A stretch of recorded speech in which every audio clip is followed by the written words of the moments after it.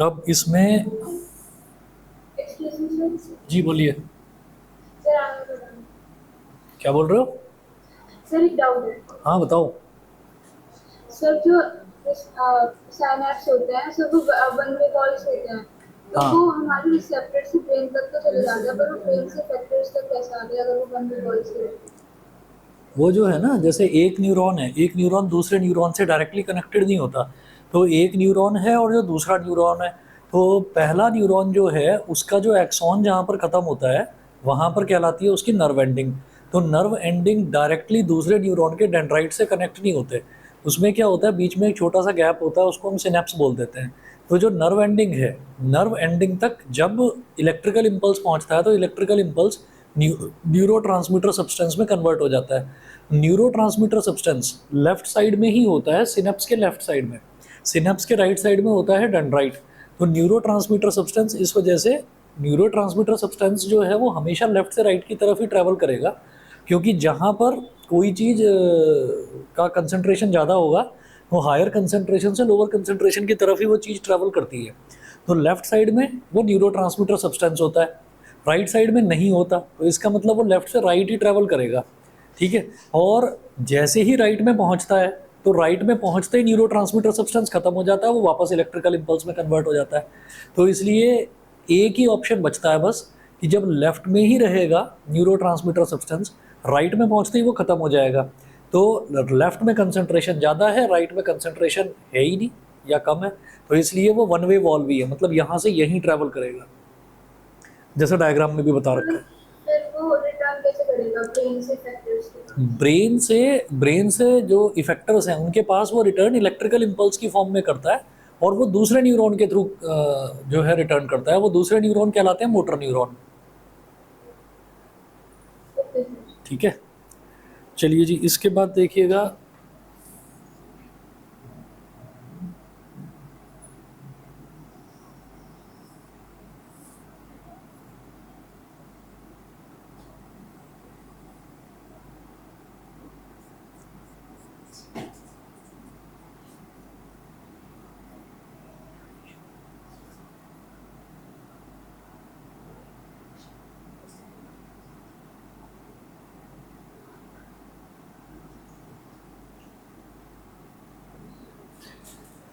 तो ये जो इस तरफ आगे की तरफ जो हिस्सा एक्चुअली क्या है कि ये जो दिखाई दे रहा है ना पोर्शन, ये वाला जो पोर्शन है, इसमें इसको कहते हैं स्पाइनल कॉर्ड।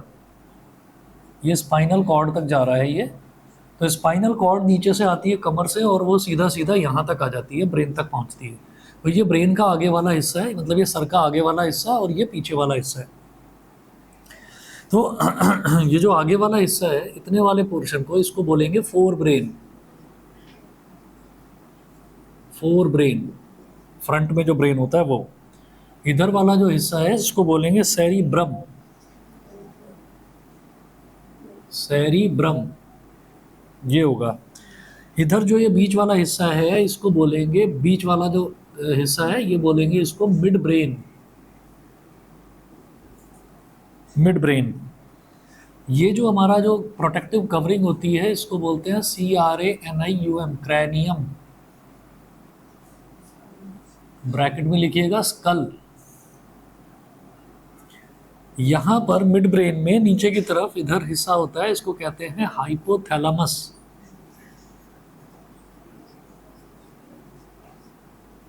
हाइपोथैलेमस। इस तरफ जो ये नीचे को निकालकर ये छोटा सा ये दिखा रखा है, this is called pituitary gland. Pituitary gland. Pituitary gland को मास्टर ग्लैंड भी बोलते हैं, क्योंकि ये ग्लैंड जो है बाकी सारी ग्लैंड्स को कंट्रोल करती है। ठीक है।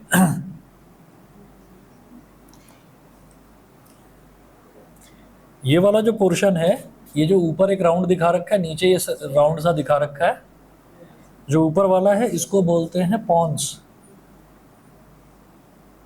जो नीचे वाला है इसको बोलते हैं मेड्यूला। मेड्यूला। ये स्पाइनल कॉर्ड है ही, और इस तरफ जो ये दिखा रखा है portion, this is called cerebellum.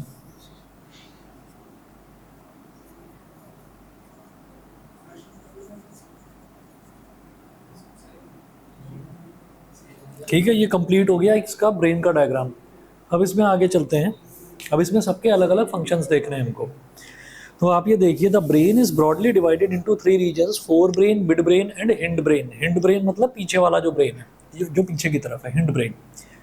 तो four brain, mid brain and hind brain. Fore brain में देखेंगे तो fore brain consist of mainly cerebrum. Fore brain में मेनली क्या चीज़ है आगे वाले में? सेरिब्रम, बस। The forebrain consists mainly of cerebrum. The cerebrum और forebrain is the main thinking part of the brain. Is the main thinking part of the brain. तो कोई भी सोचता है तो ऐसे ही सोचता है, कोई ऐसे नहीं सोचता, है ना? कोई ऐसे नहीं सोचता। सोचने के लिए ऐसे ही करा जाता है। ठीक है, तो मेन थिंकिंग पार्ट यही है। तो जब आप सोच रहे होते हैं किसी चीज़ के बारे में, तो सारा का सारा जो असर है वो आगे की तरफ फोर ब्रेन पर ही पड़ता है, सेरिब्रम पर। It is the site of our faculties. Faculties मतलब वो चीज़ जो हमको जो सिखाती हैं, ठीक है, such as learning, reasoning, intelligence, personality and memory. तो it is the site of our faculties. तो हमारी जो faculties हैं, faculties मतलब हमारे दिमाग के अंदर भी कुछ चीज़ें ऐसी हैं जो हमें लगातार जो है वो गाइड करती रहती हैं। जैसे कि कोई एक टीचर होता है जो गाइड करता रहता है, तो हमेशा ये लगातार हमको गाइड करती रहती हैं। तो लर्निंग में भी यही चीज़ें हमें हेल्प करती हैं, रीजनिंग में भी यही चीज़ें हेल्प करती हैं। फॉर एग्जांपल, कोई हमें कोई चीज़ बोल रहा है, उसका जो व्यू है या उसकी जो विचार है वो हमें समझ में नहीं आ रहे, तो हम अपने विचार उसे बताते हैं कि नहीं, ऐसे नहीं, ये चीज़ ऐसे होनी चाहिए। ठीक है, this is called reasoning. Intelligence. Intelligence का मतलब वही है कि भाई टाइम से ही पता चलती है, जब कोई मौका आता है तभी पता चलता है इंटेलिजेंस का कि कौन आदमी कितना इंटेलिजेंट है। इंटेलिजेंसी का मतलब ये नहीं है कि आपने किसी चीज़ को रट लिया, रटने के बाद पेपर में लिख कर आ गए तो आप इंटेलिजेंट हो गए बहुत ज़्यादा, ऐसा नहीं है। कोई चीज़ कितनी जल्दी आपको समझ में आ रही है, वो चीज़ इंटेलिजेंस है। ठीक, फिर है पर्सनैलिटी और फिर है मेमोरी। ठीक, तो ये सारी ही चीज़ें जो हैं, ये सारी चीज़ें डिपेंड करती हैं किस तरह से सेरिब्रम काम करता है। उसके बाद है all our thoughts, sensations, actions and movements are controlled by cerebrum. तो जितने भी हमारे थॉट्स हैं, सेंसेशन है, एक्शन है और मूवमेंट है, they are controlled by cerebrum. उनको सेरिब्रम से ही कंट्रोल करा जाता है। ठीक है, ऑल द जितने मतलब जो हम सोच रहे हैं या जो भी हमें जिस भी चीज़ की सेंसेशन है या हमारे जो भी एक्शन है या मूवमेंट है, उन सबको सेरिब्रम ही कंट्रोल करता है। उसके बाद देखिएगा, all the voluntary actions of the body are coordinated by the cerebrum. तो वॉलंटरी एक्शंस जितने भी हैं, they are controlled by cerebrum. तो ये सेरिब्रम से ही कंट्रोल होते हैं जितने भी वॉलंटरी एक्शंस हैं। ठीक है। उसके बाद the cerebrum receives sensory information through the receptors of sense organs. तो cerebrum receives sensory information through the receptors of sense organs. तो सेरिब्रम जो है वो जितनी भी सेंसरी इन्फॉर्मेशन है वो जितने भी सेंस ऑर्गन्स हैं उन्हीं से रिसीव करता है। सेंस ऑर्गन्स कितने हैं? 5, है ना। तो उन्हीं से वो सारी की सारी इन्फॉर्मेशन रिसीव करता है। तो सबसे पहले हम ये कहते हैं ना कि न्यूरॉन्स हैं वो इन्फॉर्मेशन रिसीव कर रहे हैं, तो वो सबसे पहले रिसीव कहाँ पर होती है? सेरिब्रम में होती है। हमने अगर कोई चीज़ सोची तो सोचने के बाद में उसे इम्प्लीमेंट करना बाद की बात है। पहले हमने सोची कि अच्छा ये काम मैं ऐसे कर लेता हूँ, तो वो सबसे पहले जो चीज़ वो सोच रही है ना, तो वो सोचने का काम सेरिब्रम का होता है। जो थिंकिंग काम है, थिंकिंग का जो काम है वो सेरिब्रम का होता है। The cerebrum interprets this information in the light of previous experiences and takes a decision which it thinks is right. तो cerebrum जो है इस information को इस information को interpret करता है, और interpret करने के बाद में जो previous experiences हैं, जो पुराने experiences हैं, उनके basis पर कोई ना कोई decision लेता है। एक एग्जांपल बताता हूँ उसका। एग्जाम्पल ये, जैसे आज के ज़माने में अगर किसी ने आपको कोई नंबर दिया और नंबर देने पर आपने उसको मोबाइल फ़ोन में फीड कर लिया, ठीक है। लेकिन पहले क्या होता था? पहले लैंडलाइन टेलीफोन्स होते थे, तो लोग लिखा करते थे, नंबरों को लिखा करते थे। तो एक घर में किसी बच्चे को चोट लग गई। अब वहाँ पर कोई डॉक्टर का नंबर लिखा गया था, पहले एक डायरी में लिखा था। फिर किसी को किसी और पेपर की ज़रूरत पड़ी तो उसने वही वाला पेपर फाड़ दिया और वो उस पेपर को फाड़ कर ले गया अपने साथ में, ठीक है। अब बच्चे को चोट लग गई, अब डॉक्टर को फ़ोन करना है, डॉक्टर को पूछना है कि डॉक्टर है या नहीं है, तो वो लैंडलाइन फ़ोन से ही पूछा जाता। और पहले ऐसा नहीं होता था कि आदमी कोई इधर उधर घूम रहा है, वो मोबाइल फ़ोन जेब में लेकर घूम रहा है, तो अब वो पेपर मिल के नहीं दे रहा था। तो वहीं पर घर में एक छोटा सा बच्चा आया। छोटे से बच्चे ने ये कहा कि पापा ने वो नंबर लिखा था और पापा को थोड़ा दबा कर लिखने की आदत है, तो अगर ऊपर वाला पेज कोई फाड़ कर ले भी गया डायरी का तो उसका इंप्रेशन नीचे वाले पेज पर जरूर आ गया होगा। तो ये चीज़ उसने बोली जो घर का सबसे छोटा बच्चा है, ठीक है। तो इसका मतलब क्या हुआ कि उस बच्चे की इंटेलिजेंस का लेवल बाकियों से ज़्यादा है। अच्छा, बाकी एक बच्चा घर में ऐसा भी है उसकी अभी ट्यूबलाइट ही नहीं जली कि ये क्या क्या रहा है, उसको भी समझ में ही नहीं आ रहा।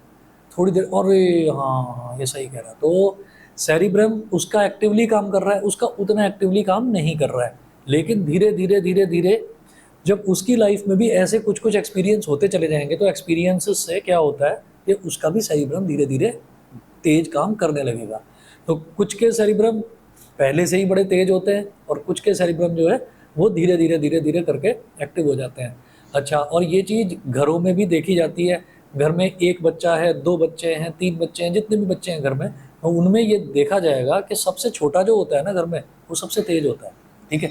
और वो सबसे तेज क्यों होता है? ऐसा नहीं है कि छोटे जो हैं वो मतलब नेचुरली ही वो तेज ही बनकर पैदा होते हैं, तो ऐसा नहीं है उनका कुछ। ऐसा ये है कि जो बड़ा वाला होता है घर में, बच्चा जो होता है, लड़का हो या लड़की हो, उसको थोड़ा पेरेंट्स सिखाते रहते हैं, एक एक चीज़ सिखाते रहते हैं कि नहीं बेटा ये बर्तन यहाँ पर नहीं रखना है, बर्तन यहाँ पर रखना है। नहीं, तुम स्कूल से आए हो तो बैग को ऐसे फेंकना नहीं है, बैग को उठाकर टेबल पर रखना है। अपनी किताबों को पैरों में मत डालो, है ना। नोटबुक को कायदे से रखो, मतलब जो भी चीज़ें हैं वो सारी चीज़ें धीरे धीरे सिखाई जाती हैं उसको।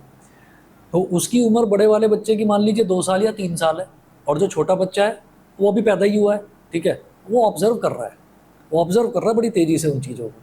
तो वो कौन सी चीज़ों को ऑब्जर्व कर रहा है? जो 3 साल के बच्चे को सिखाई जा रही है, ठीक है। और खुद उसकी उम्र शायद 1 ही साल है अभी। तो 1 साल का बच्चा किन चीज़ों को ऑब्जर्व कर रहा है? जो 3 साल के बच्चे को सिखाई जा रही है। 3 साल के बच्चे को ये थोड़ी सिखाया जाएगा कि बेटा बाइक जब चलाते हैं ना तो हेलमेट पहनते हैं। अब भाई उसको क्या मतलब उस चीज़ का? भाई वो वाली चीज़ आप उसको सिखाना जब वो 15 साल का हो जाए या 16 साल का हो जाए। तो इसलिए जो छोटा वाला होता है, छोटे वाला अपनी उम्र से थोड़ा सा एडवांस होता है, क्योंकि वो आगे की चीज़ें ऑलरेडी सीख रहा होता है।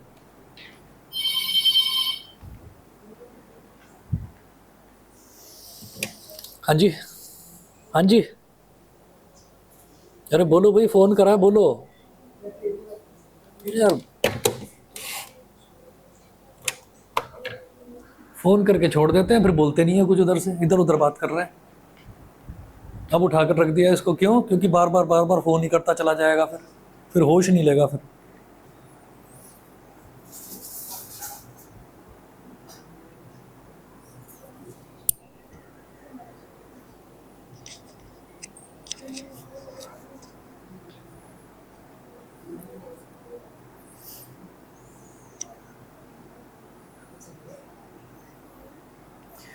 The cerebrum receive sensory information through the receptors of अच्छा तो हो गया था। तो the cerebrum interprets this information in the light of previous experiences and takes a decision which it thinks is right. एक और चैंपियन आया, इसको लगता है कि एक बेल में हम अंदर बहरे बैठे हैं, हमें सुनाई नहीं देगा, दो दबा रहा है। और अभी ऐसा भी हो सकता है कि इतने में मैं जाऊँ ना तो दोबारा दबा देगा। हो सकता है ना पीएम मोदी के साथ मीटिंग हो, है ना, मोदी जी के पास टाइम कम है। हाँ जी भैया। हाँ जी। अच्छा पेमेंट करना है, कोड है पेटीएम ना? हाँ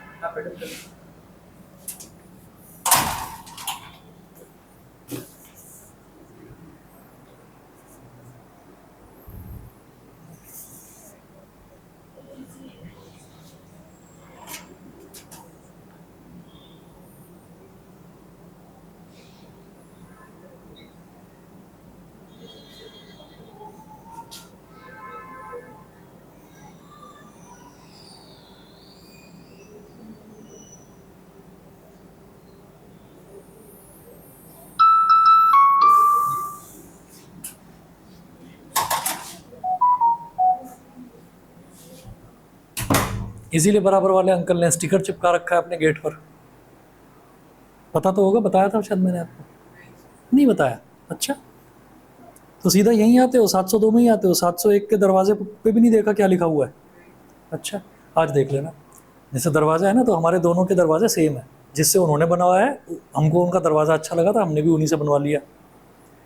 तो जो दरवाज़ा है, दरवाजे के ठीक ऊपर एक स्टिकर चिपका हुआ है, उस पर लिखा हुआ है कि कृपया घंटी बजाने के पश्चात कुछ देर इंतज़ार करें, दरवाज़ा खोलने वाला चल कर आएगा, उड़ कर नहीं।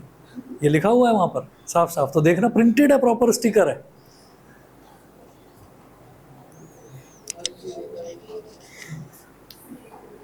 फिर एक ने मेरे को बोला कि भाई वो जो है, मैंने कहा यार 2-3 बार बेल की बजा दी है ना, टुक टुक टुक टुक टुक टुक टुक टुक लगी गया उस पर, दनादन बेल बजा दी 2-3 बार। जब मैंने कहा 2-3 बार क्यों, कह रहा वो मेरे को बाहर सुनाई नहीं दे रही थी। अरे भाई बेल तो अंदर वालों को सुननी चाहिए ना, बाहर सुनने का क्या करना है? नहीं नहीं, मुझे भी तो ये पता चलना चाहिए ना कि अंदर जो बेल बजी है वो आपने सुनी या नहीं। मैंने कहा भाई तेरा कुछ नहीं हो सकता, मैं भोंपू लगवा लूँ उस पर, जो बाहर भी बजे अंदर भी बजे। अब जरा मिड ब्रेन की बात करते हैं। मिड ब्रेन मतलब बीच में जो दिमाग है, सेंटर में जो दिमाग है, कह देते हैं ना भाई तुम्हारा दिमाग सेंटर में है या नहीं है, ठीक है। जैसे मान लो कभी कोई बदमाशी कर रहा हो तो उससे बोल दिया जाता है। तो mid brain, the mid brain controls reflex movements of the head, neck, trunk in response to visual and auditory stimuli. तो जो मिड ब्रेन है वो ना जितने भी हमारे रिफ्लेक्स मूवमेंट्स हैं, रिफ्लेक्स मूवमेंट्स को कंट्रोल करता है, ठीक है। हेड, हेड क्या हो गया, ये ऊपर चेहरा जितना भी है, नेक, ये नेक हो गई, और ट्रंक मतलब गर्दन से नीचे का पूरा portion, that is called trunk. In response to visual and auditory stimuli. Visual stimuli, कोई चीज़ हमको खतरा दिखाई दिया है ना, या कोई अच्छी चीज़ दिखाई दी है ना, तो वो सारे हमारे विजुअल स्टिमुलाई हो गए। और ऑडिटरी स्टिमुलाई के हमें कुछ सुनाई दिया, तो वो चीज़। It also controls the reflex movements of the eye muscles, changes in pupil size and shape of the eye lens। तो जो हमारा मिड ब्रेन है, मिड ब्रेन इन सारे मूवमेंट्स को भी कंट्रोल करता है, हमारी आई मसल्स के रिफ्लेक्स मूवमेंट्स, प्यूपिल का जो साइज़ अपने आप छोटा या बड़ा हो जाता है, और shape of the eye lens की शेप, उसको भी। फिर बात करते हैं जी हिंड ब्रेन की। हिंड ब्रेन मतलब पीछे वाला दिमाग, जो पीछे की तरफ होता है, बड़ा इंपॉर्टेंट होता है, ठीक है। हमें लगता है कि दिमाग सारा यहाँ पर और यहाँ पर है, नहीं नहीं, ये वाला बड़ा इंपॉर्टेंट है, ठीक। अब हिंड ब्रेन देखिए, the hind brain consist of 3 centres called pons, cerebellum and medulla. Pons, cerebellum and medulla. तो ये जो हिंड ब्रेन है ना, इस हिंड ब्रेन में कहाँ कहाँ पर कौन कौन सी चीज़ है, इसकी ट्रेनिंग रहती है मिलिट्री वालों को। मिलिट्री में भी खास तौर पर जो आर्मी वाले होते हैं, भाई आर्मी वाले जो होते हैं वो ज़मीन पर रहने वाली जो सेना है, ठीक है। एयर फोर्स मतलब जो हवा में लड़ने वाले हैं, और पानी वाले नेवी, तो उनको बड़ी ट्रेनिंग रहती है, क्योंकि इससे ना बॉडी का पोस्चर, बॉडी का मूवमेंट, वो सारी चीज़ें कंट्रोल होती हैं। सुनिएगा, the pons takes part in regulating respiration. तो जो यहाँ पर हिंड ब्रेन में 3 पोर्शन होंगे, पॉन होगा, सेरिबेलम होगा और मेड्यूला होगा। तो ये जो है पॉन क्या करता है, ये रेस्पिरेशन को रेगुलेट करता है। रेस्पिरेशन को रेगुलेट मतलब कि हम अगर बैठे हुए हैं तो, हाँ जैसे ऐसे बैठे हुए हैं, ठीक है, तो बैठे हुए हम क्या करते हैं कि बैठे हुए अचानक ऐसे थोड़ी होता है कि कोई तेज तेज सांस ले रहा हो पागलों की तरह, है ना। और मतलब दौड़ रहा है कोई तो दौड़ते हुए बिल्कुल आराम से रिलैक्स ब्रीदिंग चल रही हो, ऐसे तो नहीं चलता।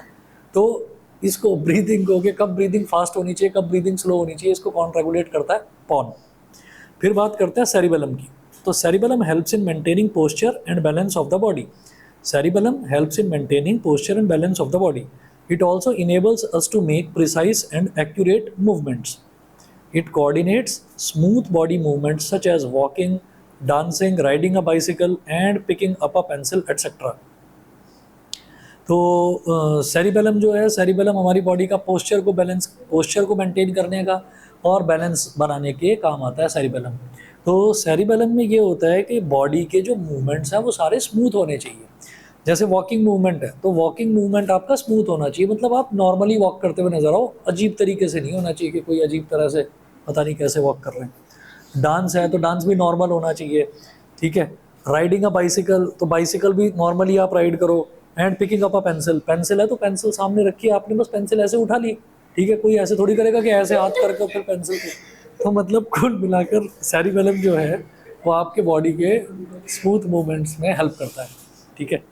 उसके बाद बात करेंगे पोस्चर की और बैलेंस की। आपने कई मिलिट्री ऑपरेशंस वाली फिल्में देखी होंगी कि कोई मिलिट्री वाला किसी एरिया में घुस गया और उस एरिया में चला गया, वो अकेला ही बहुत सारे लोगों पर भारी पड़ रहा है, ठीक है। साउथ की फिल्मों को हटा दो, साउथ की फिल्मों में तो पतला दुबला सभी कोई होता है। एक आप फिल्म देखना, एक फिल्म है उसका नाम है पता नहीं, sir sir sir SIR sir, sir teacher को सर बोल देते हैं ना, देखिए, है ना, एक फिल्म है सर, ठीक है। तो वो जो है वो उसमें धनुष धनुष है ना, एक पतला दुबला सा, है ना, वो है उसमें हीरो है। तो वो जो है वो बच्चों को प्रिपरेशन कर पढ़ा रहा होता है, कायदे से पढ़ा रहा होता है। तो जो स्कूल मैनेजमेंट वाले आते हैं वो आकर कहते हैं कि अरे भाई तुम बच्चों को कायदे से क्यों पढ़ा रहे हो, हाँ कायदे से क्यों पढ़ा रहे हो? तो कहता है कि टीचिंग इज़ माई पैशन, मेरे को तो पढ़ाना है, मुझे तो अच्छा लगता है कायदे से पढ़ाना। करे नहीं नहीं नहीं, हमारा इस एरिया के, वो तिरुचिरापल्ली एरिया था तमिलनाडु का, कि हमारा इस एरिया के जो बड़े बड़े ब्रांडेड कोचिंग सेंटर्स हैं उनके साथ टाई अप है कि आपके यहाँ टीचर अच्छा नहीं पढ़ाना चाहिए, वो अच्छा नहीं पढ़ाएगा तो हमारे यहाँ पर पढ़ने आएगा, फिर हम उनसे मुँह मांगी फीस लेंगे, ठीक है। तो ये एक बिजनेस मॉडल है और उसमें से कुछ पैसा आपके पास पहुँच जाएगा। तो ये चीज़ उसमें समझाई। तो उसने कहा कि नहीं पर ये तो बेईमानी है, ये तो गलत बात है, अब बच्चे आपको फ़ीस तो दे रहे हैं, या फिर आप वो फ़ीस लेना बंद करो। तो वो कहता है कि नहीं नहीं ऐसे नहीं होगा। तो कह रहा है ऐसे नहीं होगा तो फिर मैं नहीं पढ़ा सकता यहाँ पर, मैं छोड़ कर जा रहा हूँ। वो छोड़ कर चला जाता है, छोड़ कर चला जाता है, बच्चों को पढ़ाने लगता है। तो गांव का सरपंच होता है वो भी नहीं पढ़ाने देता उसको। तो वो कहता है कि अच्छा मैं कहाँ पढ़ाऊँ। तो वो क्या करता है, एक सिनेमा हॉल में चला जाता है और सिनेमा हॉल में पढ़ाना शुरू करता है। और वहाँ पर एक बंदा कैमरा लेकर खड़ा हो जाता है और वो उसकी वीडियो बनाता है। और वीडियो बनाने के बाद में ये कहता है कि जो बच्चे नहीं आ पा रहे हैं वो रात के शो में आएंगे। तो वो 3 घंटे पढ़ाता है, 3 घंटे रिकॉर्डिंग होती है और रात को 3 घंटे का शो चलता है। तो पूरी की पूरी सीट भर जाती है और सीटों पर बच्चे बैठकर पढ़ते हैं। अब बच्चों को पसंद आने लगता है ये तरीका, कि ये तरीका अच्छा है, हम रात में फ्री होकर आराम से आएंगे, आराम से बैठकर पढ़ेंगे, 3 घंटे की क्लास चलती रहेगी, ठीक है। और जब हम बोर होंगे तो हम इसको पॉज भी कर देंगे कि पॉज करो अब, इसके बाद जरा रेस्ट कर लो फिर पढ़ेंगे। तो शुरुआत में तो बड़ा अच्छा चला, मुझे भी फिल्म बड़ी इंटरेस्टिंग लग रही थी। उसके बाद मज़ा आ गया। उसके बाद क्या मज़ा आया कि वो बच्चों को IIT की प्रिपरेशन करवा रहा होता है, तैयारी करवा रहा होता है। तो अब बच्चों को पेपर देने जाना है और पेपर देने जाना है, त्रिवेंद्रम में कहीं उसका सेंटर पड़ा होता है। तो वो त्रिवेंद्रम में बस में बिठाकर बच्चों को ले जाता है। तो जो दूसरे कोचिंग सेंटर वाले होते हैं, जो जिनकी सेटिंग हो रखी होती है स्कूल वालों के साथ में, वो आ जाते हैं, वो कहते हैं इसकी बस को रोको, इसके सारे बच्चे बहुत इंटेलिजेंट हैं, ये IIT का एंट्रेंस पहली बार में निकालेंगे, तो रोको, हमारे कोचिंग के बच्चों को टॉप पर आना चाहिए। वो साउथ में डब होती है ना कुछ इस तरह से, वो बोलकर रुकवा देते हैं। तो भाई वो निकलता है अंदर से बाहर। 10, 20, 50, 100, 1000 कितने भी लोग आ जाए, सबको मारे जा रहा है। कोई गाड़ी की छत के ऊपर से उड़ता हुआ जा रहा है ना। एक बैलगाड़ी आती है, बैलगाड़ी का पहिया लेकर मारता, 50 लोग उड़ते हुए जा रहे हैं, है ना। और फिर उसके बाद एक बंदा आता है, वो क्या करता है, वो उसका जो बस है, बस का फ्यूल टैंक खोल देता है और खोल के उसके अंदर मिट्टी भर देता है कि भाई इसने तो सबको मार दिया। तो ये तो बस, मतलब उनका पर्पज़ ये होता है कि इनके बच्चे एग्ज़ाम में टाइम पर ना पहुंच पाएँ ये। तो अब वो खड़ा होकर एक स्पीच देता है तो लोग आ रहे होते हैं, किसान आ रहे होते हैं उस पर जो बैलगाड़ियाँ होती हैं, है ना, स्पीच देता है और कहता है कि आज तुमको करके दिखाना है, आज तुमको इन बच्चों को एग्जाम में टाइम पर पहुंचाना है, ठीक है, और चलो। वो सारे के सारे बच्चों को बैलगाड़ी में भेजा, तो बैल चल रहे हैं बहुत तेज, मतलब घोड़ों को फेल करते हुए तो बैल चल रहे हैं, इतनी तेज चल रहे हैं बैल कि जैसे वो बाहुबली में दिखाते हैं ना, बाहुबली में वो उसमें भी लंबी लंबी गप, अरे मारो मत भाई उसको, ऐसे बदमाशी यार फिर वो। तो वो बैल जा रहे दौड़ते हुए पूरी तरह, और बैलों में बच्चे जा रहे कूदते हुए, उस पर किसी की पेंसिल नोटबुक सब उछल रही हैं। अरे भाई, तो ऐसी चीज़ें तो उसमें दिखाते हैं। लेकिन अगर कोई ढंग की देखेंगे फिल्म, तो ढंग की फिल्म में ये दिखाएंगे कि वो मिलिट्री वाला कोई जा रहा है, तो वो किसी को यहाँ मारेगा या यहाँ मारेगा, और वो बंदा एकदम से बेहोश होकर गिर जाएगा। तो वो इसी वजह से होता है कि उनको ये मालूम है कि मेडुला किस जगह लोकेटेड है, ब्रेन में, पीछे वाले ब्रेन में। तो मेडुला किस जगह लोकेटेड है, तो मेडुला जो है वो क्या करता है, वही बॉडी का पोस्चर और बैलेंस मेंटेन करके रखता है। बॉडी का पोस्चर और बैलेंस ही अगर आपने खो दिया तो आप खड़े नहीं रह पाएंगे, आप गिर जाएंगे। तो वो उसी पर चोट करते हैं, उसी पर मारते हैं। नहीं, मेडुला, हाँ सॉरी, सेरिब्रम, मेडुला तो भी पढ़ाऊंगा मैं। तो सेरिब्रम में ये काम होता है। तो मेडुला क्या करता है, अब आगे मेडुला पर आते हैं। तो medulla controls various involuntary action such as heart beat, blood circulation, breathing, blood pressure and peristaltic movements of alimentary canal. तो मेडुला क्या करता है, मेडुला जो है ना, ये सारे इनवॉलंटरी एक्शंस जो हैं, इन इनवॉलंटरी एक्शंस को कंट्रोल करता है। जैसे मान लीजिए हमें कहीं जल्दी जाना है और हमें खाना खाना है, और हम चाहते हैं कि जल्दी फटाफट खाना खा लें, तो हम ऐसा नहीं कर सकते कि हम खाने को उठाकर ही पेट के अंदर रख लें, ये नहीं है पॉसिबल। तो हमको पेरिस्टाल्टिक मूवमेंट फॉलो करना पड़ेगा। तो पेरिस्टाल्टिक मूवमेंट हम अपने फूड पाइप को समझा दें, ओ भाई तू जरा ना डायामीटर अपना बढ़ा दे, मैं ज़्यादा बड़े बड़े टुकड़े डालने वाला हूँ, ठीक है, तो ताकि वो जल्दी अंदर चले जाएं। नहीं, वो ऐसा हो ही नहीं सकता।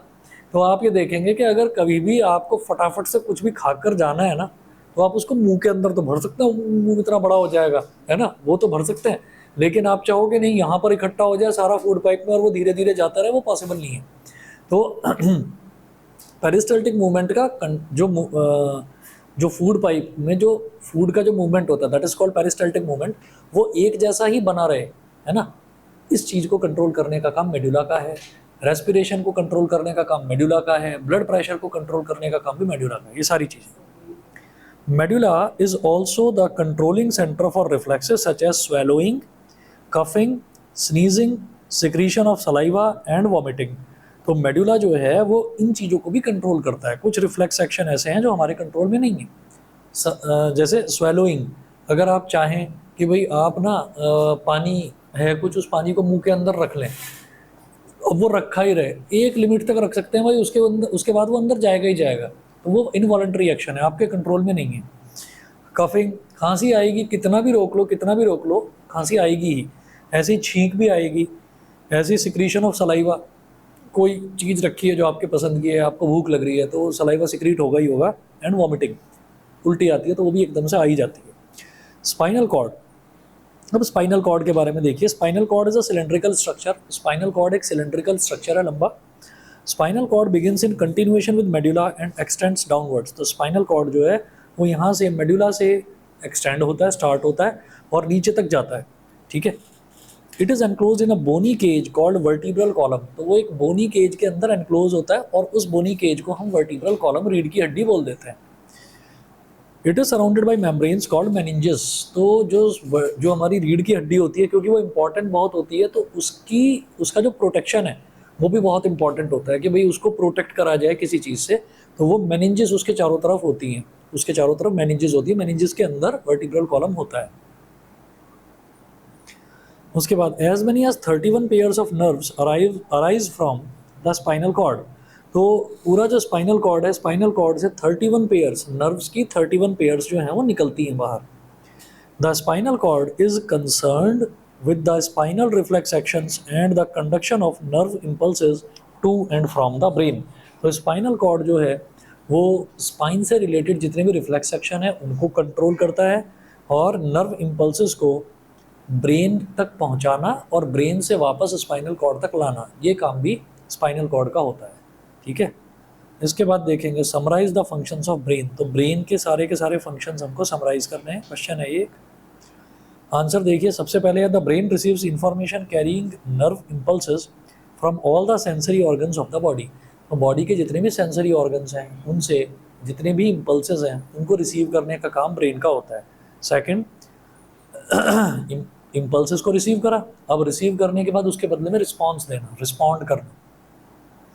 The brain responds to the impulses brought in by sensory organs by sending its own instructions through motor nerves to the muscles and glands, causing them to function accordingly. तो ब्रेन जो है वो क्या करता है, brain responds to the impulses brought in by sensory organs by sending its own instructions. ठीक है, तो ब्रेन जो है अपनी खुद की इंस्ट्रक्शंस भेजता है। उसने किसी भी तरीके का कोई रिस्पॉन्स जो है उसको मिला, इम्पल्स मिली उसको, तो उसके बदले में वो रिस्पॉन्ड किस तरह से करता है, वो अपने ही हिसाब से रिस्पॉन्ड करेगा। ठीक है ना, अपने हिसाब से रिस्पॉन्ड करने का मतलब क्या है कि अलग अलग ब्रेन के हिसाब से है, अलग अलग ब्रेन अलग अलग तरीके से रिस्पॉन्ड करेगा। फॉर एग्जांपल, किसी को सामने कोई खतरा दिखाई देता है, ठीक है, तो वो जान बचाकर भागता है। किसी को खतरा दिखाई देता है तो वो क्या करेगा, वो सोचेगा कि भाग तो मैं पाऊंगा नहीं ज़्यादा दूर तक, तो वो कहीं जाकर छुप जाएगा। और किसी को खतरा दिखाई देता है, वो खतरे का सामना करता है कि चलो मैं यहीं खड़ा रहूँगा, देखता हूँ क्या होता है, देखता हूँ कि खतरा क्या करता है मेरा। ठीक है, तो अलग अलग तरीके से ब्रेन अलग अलग तरीके से रिस्पॉन्स करता है। ठीक है, तो it all varies from brain to brain. The brain correlates the various stimuli from different sense organs and produces the most appropriate and intelligent response. तो ब्रेन क्या करता है, जितने भी स्टिमुलस हैं सबको कोरिलेट करता है फ्रॉम डिफरेंट सेंस ऑर्गन्स। तो अलग अलग सेंस ऑर्गन्स से जितने भी स्टिमुलस मिल रहे हैं उन सबको कोरिलेट करता है और सबसे अप्रोप्रिएट और सबसे इंटेलिजेंट रिस्पॉन्स ही ब्रेन जो है वो हमेशा देता है। ठीक है, The brain coordinates the body activities so that mechanism and chemical reactions of the body work together efficiently. तो ब्रेन जो है बॉडी की जितनी भी एक्टिविटीज़ हैं सबको आपस में कोऑर्डिनेट करता है, और कोऑर्डिनेट करने के बाद में जितने भी बॉडी के मैकेनिज्म हैं और बॉडी में होने वाले केमिकल रिएक्शंस हैं वो सारे के सारे एक साथ काम कर सकें एफिशिएंटली, ऐसा ब्रेन काम करता है। तो ये ब्रेन का चौथा फंक्शन हुआ।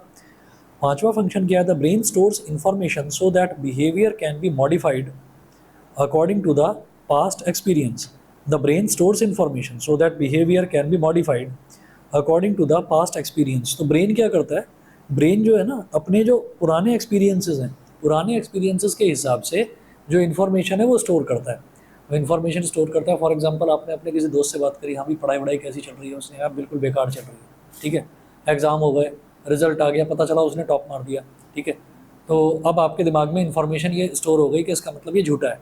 ठीक है, अब अगली बार क्या हुआ, अगली बार उसने कहा कि यार मेरी बड़ी हालत ख़राब है, मेरी तबीयत ख़राब है, तो आपने कहा कि अच्छा ठीक है। तो अगर पुराना एक्सपीरियंस आपका ख़राब ना रहा होता तो आप कहते हैं कि अच्छा भाई तू वेट कर, मैं आता हूँ, मैं तेरी कुछ हेल्प करता हूँ। ठीक है, अब आपका तो पुराना एक्सपीरियंस ये कहता है कि वो झूठा है, तो आपने ये कह दिया ठीक है भाई भगवान पे भरोसा रख, सब ठीक हो जाएगा। ठीक है ना, सब हो जाएगा सही। आपने ये कह के फ़ोन रख दिया सीधा। क्यों? क्योंकि आपको पता है झूठा है, ये झूठ बोल रहा होगा, तबीयत इसकी ठीक होगी, मक्कारी कर रहा है। ठीक है, तो पास्ट एक्सपीरियंसेस से रिलेटेड जितनी भी इंफॉर्मेशन है वो ब्रेन में ही स्टोर रहती हैं। कभी भी कोई भी चीज़ आपकी लाइफ में हो जाती है तो आपका अच्छा नहीं पहले भी ऐसा ही हुआ था, इसका मतलब अब भी ऐसा ही होगा। तो वो जो चीज़ें हैं वो ब्रेन में स्टोर होती है इन्फॉर्मेशन, और ब्रेन की कोई लिमिट नहीं होती। ब्रेन की कोई लिमिट नहीं होती कि नहीं जी ये तो 500 GB का था या 1 TB का था और अब तो इन्फॉर्मेशन ओवरफ्लो हो रही है। अब मैं 500 लोगों को जानता हूँ, नहीं मैं 1000 लोगों को जानता हूँ। अच्छा, मैं 1000 लोगों को जानता हूँ, अब मुझे 1001वां आदमी मिल गया। भाई ब्रेन की इन्फॉर्मेशन, ब्रेन की कैपेसिटी खत्म हो गई, अब मैं तुम्हें जानता ही नहीं। उसने कहा कि नहीं मेरा नाम अनिल है ना, क्या मुझे पता ही नहीं, मुझे याद ही नहीं हो रहा है ना। तो ऐसा नहीं होता, ब्रेन की जो कैपेसिटी है वो अनलिमिटेड है। ठीक है, और वैसे भी कहा जाता है कि हमने शायद अपना दिमाग हम शायद 0.5% या 1% ही यूज़ करते हैं। ये तो सुना होगा पेपर में शायद ज़्यादा परसेंटेज हो जाती है यूज़ ज़्यादा कर लेते हैं, लेकिन नॉर्मल जो ह्यूमन बींग्स हैं वो शायद 0.5% या 1% ही ब्रेन यूज़ करते हैं। तो इससे ये समझ में आता है कि ब्रेन की कोई लिमिट नहीं है। मतलब ये ना सोचा जाए कि नहीं अभी तो मैंने इतना कर लिया, अब मेरे से और नहीं होगा। आपसे होगा, सब कुछ होगा। ठीक है, इंसान से सब कुछ हो सकता है। ब्रेन में जो इन्फॉर्मेशन स्टोर होती है उसकी कोई लिमिट नहीं होती। The brain stores information so that behaviour can be modified according to the past experience. This function makes the brain organ of thought and intelligence. इसीलिए ब्रेन को ऑर्गन ऑफ थॉट भी कहा जाता है और इंटेलिजेंस भी कहा जाता है। 28 देखिएगा, the gap between two neurons is called a dendrite, synapse, axon, impulse. तो दो न्यूरॉन्स के बीच का जो गैप है उसको क्या कहा जाता है? सिनेप्स कहा जाता है। ठीक है, उसके बाद अगला देखिए, the brain is responsible for, A part है थिंकिंग, बी है रेगुलेटिंग द हार्ट बीट, सी है बैलेंसिंग द बॉडी, और डी है all of these. All of these सारी चीज़ें करेगा। ठीक है, उसके बाद आते हैं हॉर्मोन्स पर। ठीक, तो हमने ये देखा था कि जो एनिमल्स का जो कोऑर्डिनेशन सिस्टम है, control and coordination in animals, तो इसमें जो पहली चीज़ है वो तो ब्रेन थी। तो ब्रेन और जो हमारा नर्वस सिस्टम है उसके बारे में हमने पढ़ लिया। उसके बाद दूसरा सिस्टम होता है हार्मोनल सिस्टम, हॉर्मोन्स। हॉर्मोन्स क्या है? Hormones are the chemical substances, hormones are the chemical substances secreted in very small amounts by specialized tissues in the body called endocrine glands। ठीक है, वैसे ब्रेन जो है सबसे इंटेलिजेंट जो है ना, अगर देखा जाए, कभी गौर से सोचा हो आपने, तो जो लोग फिल्म बनाते हैं ना, जो लोग फिल्म बनाते हैं, ख़ासतौर से जो फिल्म का डायरेक्टर है, एडिटर है, इन लोगों का ब्रेन मुझे लगता है शायद सबसे ज़्यादा शार्प होता होगा। नहीं, बहुत आगे तक का, 3 घंटे में पूरी किसी की, मतलब एक बहुत बड़ी स्टोरी है, उसको आपको 3 घंटे में दिखाना है। और फिर अगर आप कोई सस्पेंस फिल्म बना रहे हैं, तो सस्पेंस फिल्म में हज़ारों लाखों करोड़ों लोग देखते हैं फिल्म को, तो कोई लास्ट तक सोच ही ना पाए कि ये गड़बड़ हुई होगी ये। और आप सोचते रहते हैं, हर इंसान सोचता रहता है, जितने लोग बैठे होंगे थिएटर में वो सब सोचते रहेंगे। और जब सस्पेंस में लास्ट में खुलता है, अगर आपने कोई सस्पेंस फिल्म देखी हो थिएटर में, तो सारे ही लोग तालियां बजाने लगते हैं। वो ताली इस चीज़ के लिए होती है कि कोई भी इंसान समझ नहीं पाया था, और वही एक सस्पेंस फिल्म का असली, मतलब वही चीज़ होती है कि हाँ भाई ये फिल्म हिट है या सुपर हिट है। तो कोई भी सोच ना पाए, तो इतना ज़्यादा वो सोचता होगा एक आदमी जो वो पूरी फिल्म बना रहा है, और वो कितने लाखों करोड़ों लोग उसको देख रहे हैं, और वो नहीं समझ पा रहे ये आवाज़ कैसी आ रही है, इसको खोलने और बंद करने की। इसको खोलने और बंद करने से भी तो कुछ होता है ना, ये शायद वो सिस्टम कान में लगाने वाला वो ऑन हो जाता है और ऑफ होता है, यही तो है ना कुछ। अब देखिएगा, hormones are the chemical substances secreted in very small amounts by specialised tissues in the body called endocrine glands. तो बॉडी में कुछ स्पेशल टिश्यूज होती हैं जिनको हम एंडोक्राइन ग्लैंड्स बोलते हैं, and they coordinate the activities of living organisms and also their growth. The various characteristics of hormones are given below. कुछ characteristics होती हैं hormones की, they are given below. Hormones are secreted by endocrine glands in small amounts. तो hormones जो हैं वो endocrine glands में बहुत ना छोटे छोटे अमाउंट में, बहुत small amount में secrete होते हैं। small amounts, ये important है कि हार्मोन्स जो हैं वो हमेशा स्मॉल अमाउंट में सिक्रीट होते हैं, और एक्चुअली वो स्मॉल अमाउंट में ही सिक्रीट होने चाहिए। अगर ज़्यादा में सिक्रीट हो रहे हैं या कम में सिक्रीट हो रहे हैं तो दोनों ही डेंजरस है बॉडी के लिए। तो स्मॉल अमाउंट में सिक्रीट होने चाहिए हार्मोन्स। सेकंड है, hormones are poured directly into the blood and carried throughout the body by blood circulatory system. तो हार्मोन्स जो हैं वो ग्लैंड्स जो हैं वो डायरेक्टली ब्लड के अंदर पोर कर देते हैं उनको, हार्मोन्स को। ठीक, तो वहाँ से वो ब्लड में मिक्स हो जाते हैं और पूरे ब्लड में फ्लो करते हैं। Hormones have their effect at the sites different from the sites where they are made, so they are also called chemical messengers. Hormone बनता कहीं पर है और बनने के बाद में, हार्मोन बनता कहीं पर है और बनने के बाद में उसका असर कहीं और होता है। फॉर एग्जांपल, एक ग्रोथ हार्मोन हो गया कि बॉडी की ग्रोथ किस तरीके से होगी, तो वो ग्रोथ हार्मोन बन तो कहीं पर रहा है, लेकिन असर कहाँ कहाँ पर कर रहा है? आपके हाथों पर, पैरों पर, चेहरे पर, आँखों पर, बालों पर, सब चीज़ पर असर कर रहा है। तो हार्मोन्स जो हैं, हार्मोन बनते कहीं हैं लेकिन उसका असर बॉडी के अलग अलग अलग अलग पार्ट्स पर होता है। ठीक है, the hormones act on specific tissues और ऑर्गन्स कॉल्ड टारगेट ऑर्गन्स। तो हार्मोन्स जो हैं, हार्मोन्स किसी किसी पर्टिकुलर ऑर्गन पर ही एक्ट करते हैं। जिस ऑर्गन पर वो एक्ट करेंगे या जिस बॉडी पार्ट पर वो एक्ट करेंगे वहीं के लिए वो हार्मोन बना होता है। फॉर एग्जांपल, ग्रोथ हार्मोन है तो कुछ हुआ करता था पहले, जब मैं छोटा था तब दवाइयाँ आया करती थी कि भाई ये दवाई ले लो और बच्चे की हाइट बढ़ जाएगी। ठीक है, तो कुछ लोग वो हाइट बढ़ाने की दवा दे देते थे, और कुछ इंजेक्शंस होते थे कि ये इंजेक्शन लगवा दो तो हाइट बढ़ जाएगी। एक्चुअली वो हार्मोनल इंजेक्शन होते हैं, और वो हार्मोनल इंजेक्शन जो है कुछ टाइम तक लोगों ने यूज़ भी करवाए, अपने बच्चों पर यूज़ करवाए, और उसके बाद फिर सर पकड़ कर बैठ गए जब उसके नेगेटिव इफेक्ट्स देखे। नेगेटिव इफेक्ट्स ये हो गए कि एक हाथ लंबा हो गया, एक हाथ छोटा ही रह गया।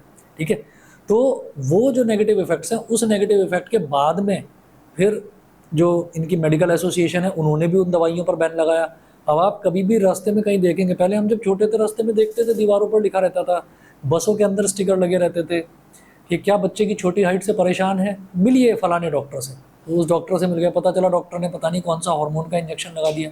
ठीक है, अब बच्चा जो है उसकी हाइट तो बढ़ी नहीं, ठीक, लेकिन उसकी आवाज़ बड़ो जैसी हो गई, ऐसी भारी सी आवाज़ हो गई।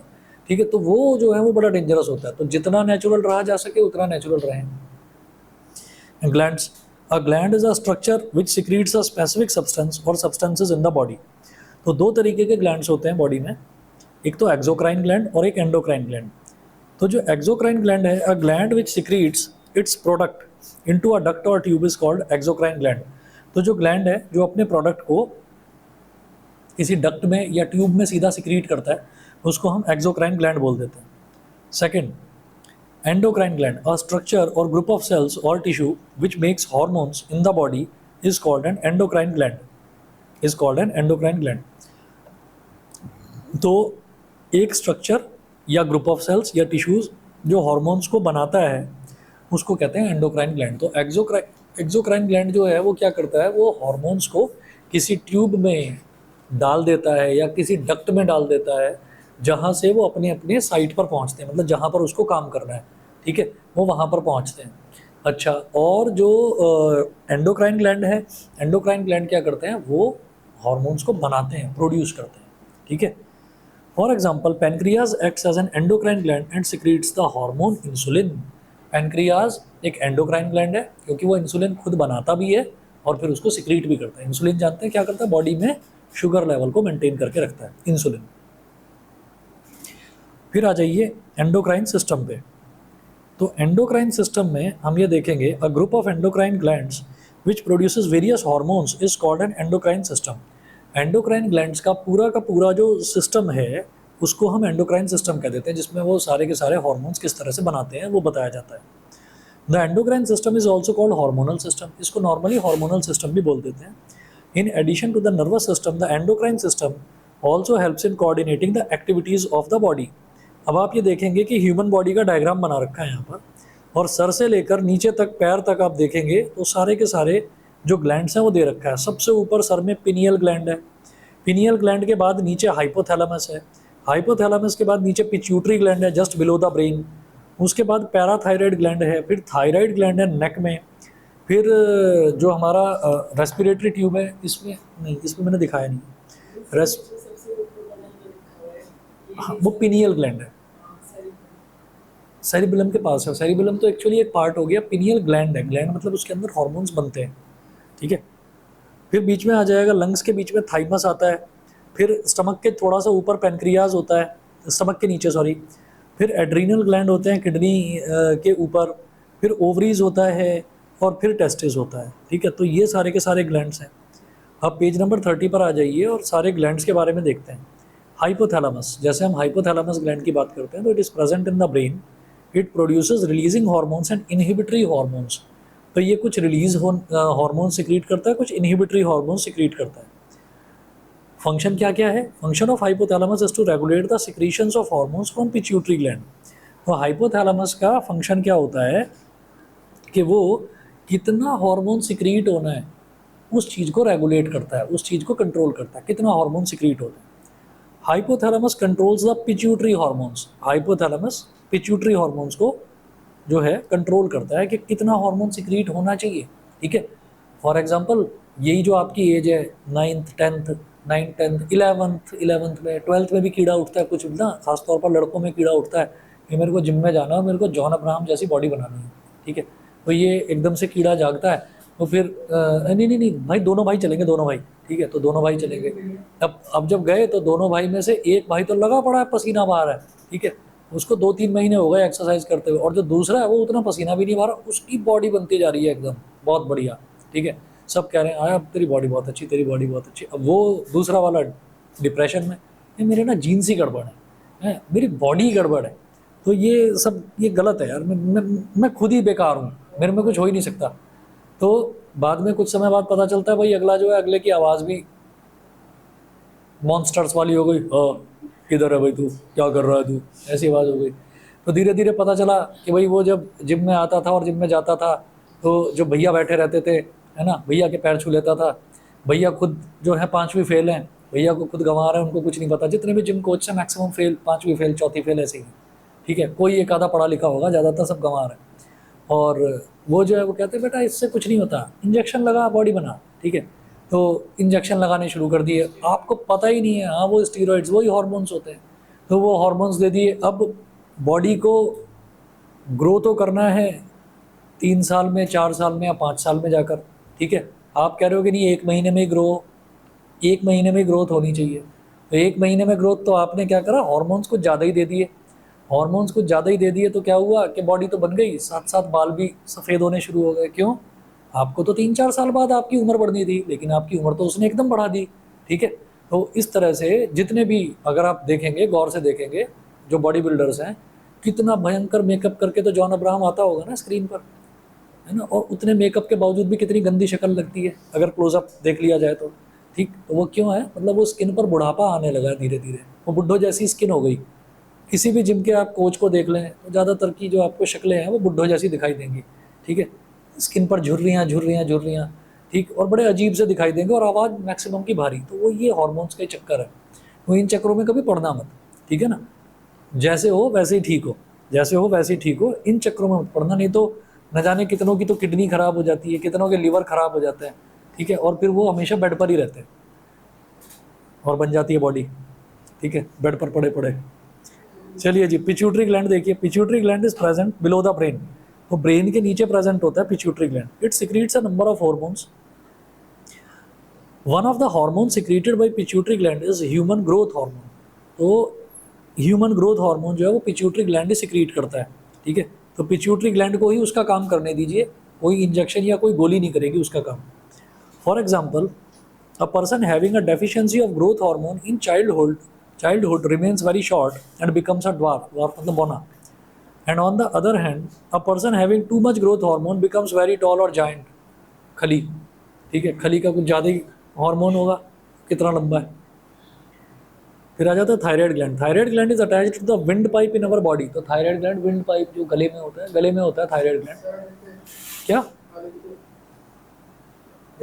ठीक है, ठीक है। अब वो मैं कहता हूँ कि वो तो तब होता ना जब, अब भी वो बढ़ रहा ही होता, अब तो वो रुका हुआ है, अब तो रुका हुआ। 9th क्लास में जब मैंने देखा था, तब मैंने देखा था 9th के हिसाब से तो बहुत लंबा है। फिर उसके बाद अब अगर अब भी हाइट बढ़ रही होती तब टेंशन हो जाती उसको भी और घर वालों को भी कि भाई ये क्यों बढ़ रही है इतनी हाइट। पर मैंने नोटिस करा है उसके फादर बहुत लंबे हैं, तो शायद फादर से ही उसने लिया होगा। Thyroid gland is attached to the wind pipe, मतलब वो अपने फादर से अभी छोटा है। आपको तो बहुत लंबा लगता होगा ना, वो अपने फादर से छोटा है अभी। और मैंने नोटिस करा था, एक दिन जा रहे थे वो गाड़ी में, तो मतलब सर उनका बिल्कुल गाड़ी की छत तक ही जा रहा था, इतने लंबे हैं वो। अरे इतने लंबे तो नहीं, पर मतलब 1-2 इंच लंबे ही हैं उससे। Thyroid gland is attached to the wind pipe. Thyroid gland makes a hormone called thyroxine which contains iodine. तो आयोडीन होता है इसमें। The function of thyroxine hormone is to control the rate of metabolism of carbohydrates, fats and proteins in the body. Thyroxine hormone का काम होता है metabolism को control करना, कार्बोहाइड्रेट्स की, फैट्स की और प्रोटीन्स की। तो थायरॉक्सिन हार्मोन ही ये डिसाइड करता है कि आपने अभी खाना खाया है तो आपको दोबारा भूख कब लगेगी। अब पता चला आपने अभी खाना खाया 10, 12, 15 घंटे हो गए, भूख ही नहीं लग रही है, इसका मतलब आपका मेटाबॉलिज्म जो प्रोसेस है वो स्लो हो रखा है। मेटाबॉलिज्म प्रोसेस स्लो हो रखा है, यानी कि थायरॉक्सिन हार्मोन में कुछ ना कुछ गड़बड़ी है, ठीक है। तो नॉर्मली इंसान को 4-5 घंटे में लग जानी चाहिए भूख, ये नहीं कि मतलब अब खाना खा लिया तो भूख ही नहीं लग रही है, ठीक है। या बहुत ज़्यादा भूख लगती जा रही है कि खा ही जाओ। तो 2 तरीके का थायराइड होता है। थायराइड एक बीमारी भी होती है, 2 तरीके का होता है। एक में तो इंसान फूलता जाता है, एक में इंसान पतला होता चला जाता है। तो पतला वाला वो ये है कि उसका मेटाबॉलिज्म स्लो हो रखा है, उसको बेचारे को भूख ही नहीं लग रही है। और मोटे वाले का ये है कि इसको भूख ही लगती जा रही है, ठीक है। Iodine is necessary for making the thyroxine hormone by thyroid gland. Therefore, a deficiency of iodine in the diet can cause a deficiency of thyroxine hormone in the body, which causes a disease known as goiter. goiter नाम की disease हो जाती है और वो क्या होता है कि ये जो नेक वाला हिस्सा है ना ये थोड़ा सूजा हुआ नजर आने लगता है। The main symptom of goiter is that the neck of the person appears to be swollen due to the enlargement of thyroid gland located in the neck. ठीक है, उसके बाद 3-4 ग्लैंड्स और बचते हैं आपके, नेक्स्ट क्लास में देखते हैं, और प्लांट्स वाला पोर्शन है वो करवाता हूँ। ठीक है भाई, ध्यान रखिएगा, कल की छुट्टी रहेगी। कभी रिफ्लेक्स एक्शन की वजह से सीधा आ ही जाओ।